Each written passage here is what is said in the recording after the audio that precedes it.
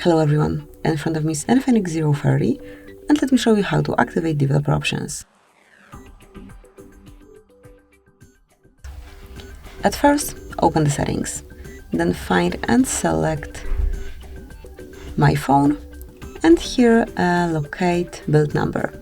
Now tap on it 7 times,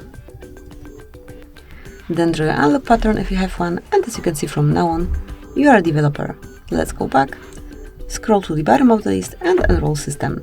Now mark developer options, and here you've got all developer options that you can use, that you can apply. Use them however you like and how often you like, and then to turn it off, just unmark the top indicator and restart your device. Thank you for watching, please subscribe our channel and leave the thumbs up.